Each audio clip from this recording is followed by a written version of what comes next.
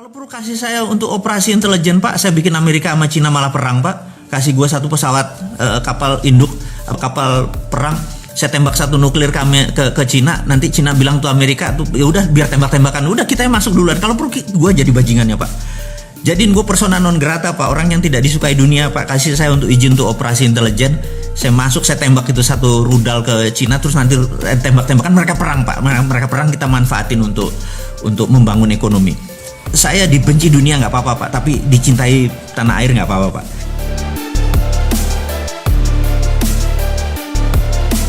Saat ini ada 70 negara terikat dengan obor, One Belt, One Road. Semua di belt diikat dengan satu, roadnya ke Beijing semua.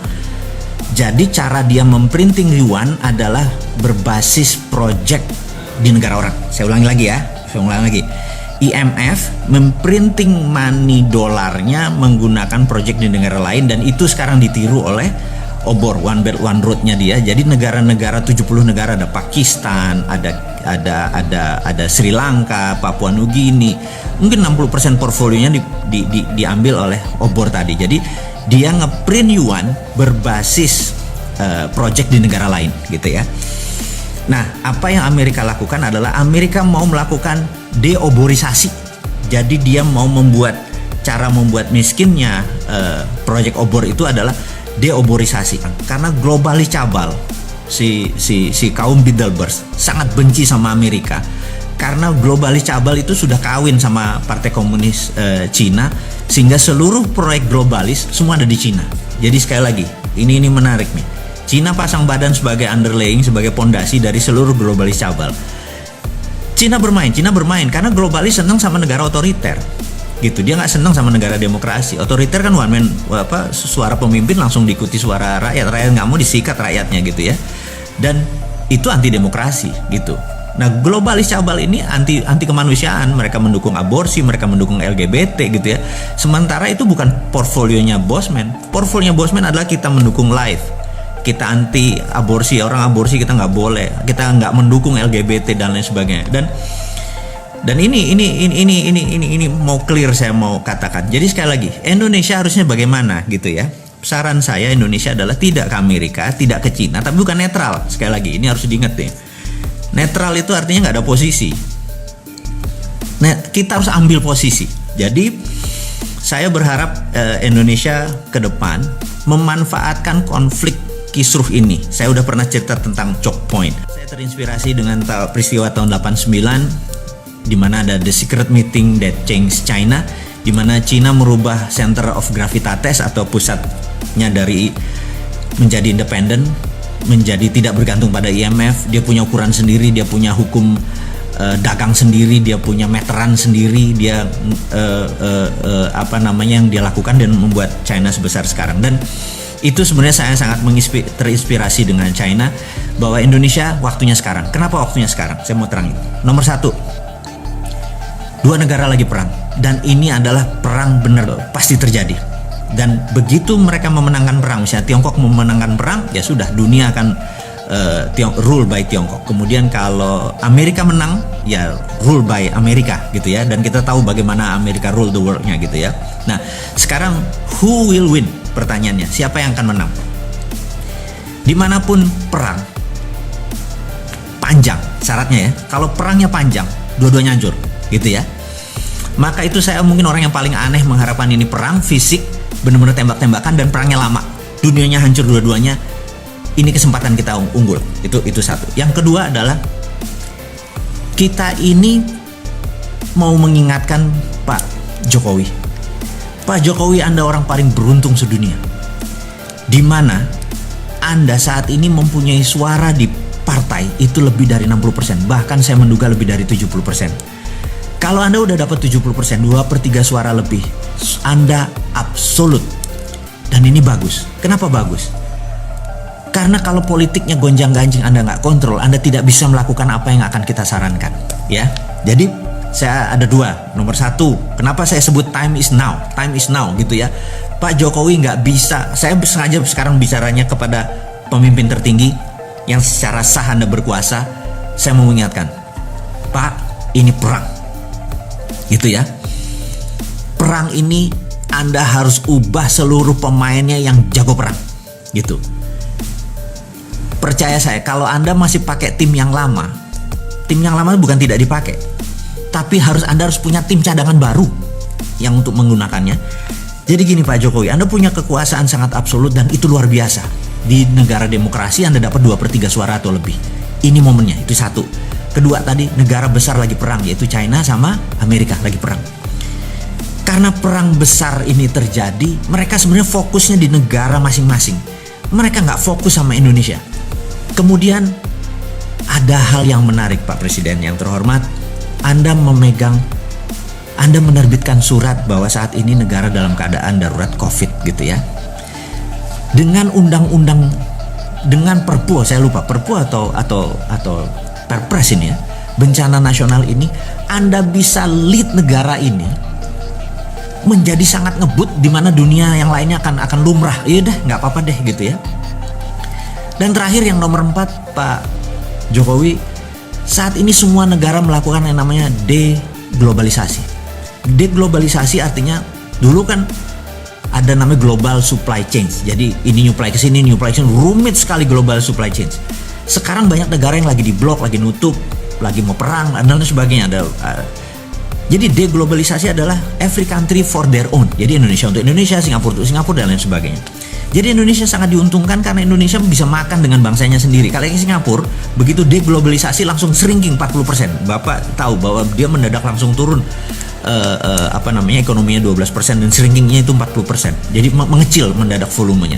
Korea Selatan sudah mengecil gitu karena nggak ada bahan baku. Indonesia nggak ada masalah, Indonesia nggak akan mengecil. Dan sekali lagi yang kita mau ingatkan, dengan 4 hal itu, maka yang kita harus lakukan adalah melakukan apa yang China lakukan. Kita tiru, jangan ngikuti maunya Cina, tapi tiru langkah Cina. Cina 30 tahun yang lalu, saya udah berkali-kali bilang, dia menerbitkan renminbi dengan yuan berbeda. Renminbi berdasarkan project gitu ya. Dia tidak lagi menciptakan printing money fisik, karena itu zaman dulu. Sekarang sudah ada blockchain. Blockchain ini kita bisa printing yang namanya e-renminbi. Ini kalau kita Cina. Gunakan e-rupiah untuk membangun ekonomi Indonesia seperti halnya e-renminbi. Sama persis copy paste dan Anda nggak usah ragu-ragu Pak. FGD, mikir dulu INA itu. Pak, saat ini kalau menggunakan cara pemikiran bos-bos kita, pejabat-pejabat kita yang masih dengan cara Keynesian, masih dengan cara ini nanti inflasi segala macam. Di digital blockchain nggak bisa korupsi. Orang datanya kita tahu kan, trusted open ledger gitu ya.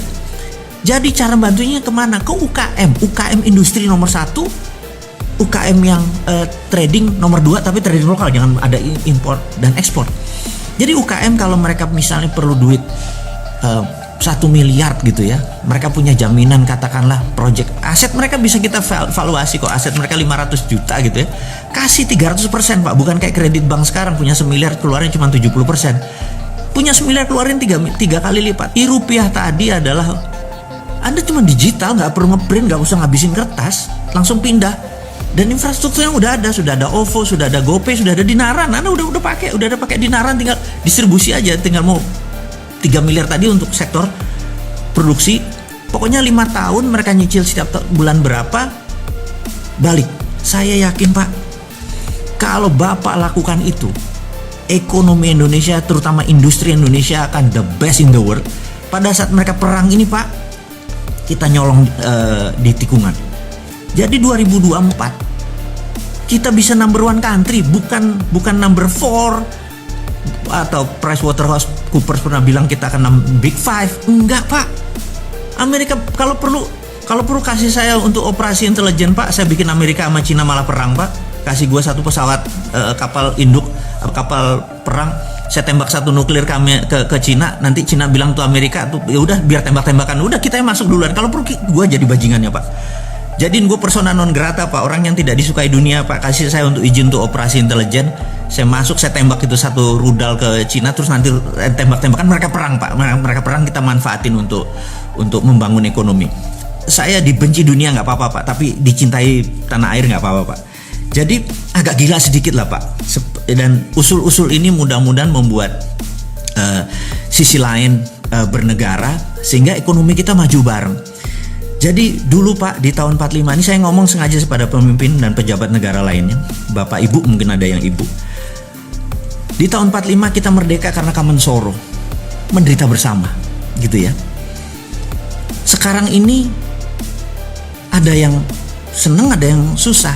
Jadi sekarang kita nggak kompak. Jadi cara untuk membuat bangsa kita ini kompak satu Pak. Cepet-cepet buat common happiness Pak. Cepet-cepet buat seneng bareng. Jangan susah bareng Pak. Kita udah capek tahun 45 aja kita susahnya. Kalau sekarang ke depan kita harus buat common happiness. Kita mau seneng bareng Pak. Cara senengnya bareng gimana? Pegang masing-masing duit untuk sektor produksi Pak. Begitu UKM sektor produksinya dibangun Pak, 97% angkatan kerja itu adalah di tangan UKM Pak.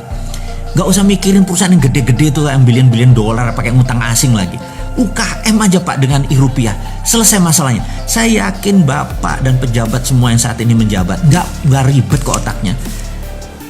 Nggak usah bawa seorang Sontoloyo ini ke istana atau ke menjabat Pak. Cukup konsepnya diterima, saya sudah happy Pak. Karena kalau bangsa kita happy ya kita happy. Dan selesai masalahnya, kita menjadi champion, menjadi pemenang. Jadi tanpa berpanjang-panjang sahabat, itu adalah cerita mengapa the moment is now, waktu sekarang. Bisa nggak nanti 2024? Nggak bisa. Waktunya tuh sekarang gitu ya, pondasinya ini dipasang. Kasih 6 bulan lah untuk buat rupiah itu. Bapak buat badan usaha, bukan badan usaha, mungkin badan otorita tentang keuangan. Sesederhana itu Bapak. Jadi saya pikir bicara dengan Pak Presiden, mungkin saya nggak pernah bisa waktu, Bapak terlalu sibuk.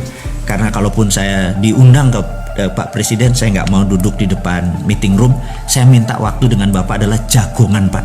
Kita sarungan, saya ngeteh Pak, saya nggak ngopi ya, Bapak yang ngopi gitu ya. Jadi kita jagongan Pak. Ngomong santai Pak, nggak ngomong struktural, kita ngomong santai. Jadi kalau itu dilakukan saya mau Pak. Ketemu panjenengan, kita ngobrol ngarol ngidul, terus sharing. Dan saya sederhana Pak orangnya Pak. Saya nggak minta jabatan, saya minta Bapak yang melaksanakan karena Bapak megang mandat untuk menerbitkan rupiah. Rupiah itu solusi. Semua infrastrukturnya ada Pak. Dan saya tahu tim Bapak kuat gitu ya. Oke, kita udah cerita untuk Pak Presiden, sekarang kita untuk sahabat semua yang ada di rumah, bahwa sahabat semua, kita tahu bahwa Singapura sedang resesi dan Korea Selatan sedang resesi. Apakah kita resesi? Percaya saya, beda Indonesia. Indonesia itu saya nggak melihat, karena gini, saya punya beberapa sahabat, saya punya organisasi usaha dan semacam. Kita udah review di selama corona, ternyata hampir turun penjualan itu kecil sekali. Dan kebanyakan yang turun karena di masa Covid, boleh jujur, ini saya sesama pengusaha kita share, bahwa ternyata di bulan-bulan sebelum corona, di November, Desember itu memang sudah bergerak turun. Jadi saya ngobrol sama teman-teman, saya bilang, lo banci kalau lo mengatakan gara-gara corona bisnis lo turun. Jujur deh, bahwa sebelum corona lo udah turun kan? Iya. Nah, itu sahabat semua, bahwa sebenarnya sebelum corona ada yang sudah mulai bergerak turun. Itulah yang kebanyakan yang kena. Tapi kalau yang sebelum corona biasa-biasa, setelah corona turun sedikit, habis itu naik lagi sekarang gitu ya. Nah, jadi ke depan jangan takut teman-teman, gaspol aja semua. Jadi apapun usaha Anda, gaspol, Anda produksi gaspol aja.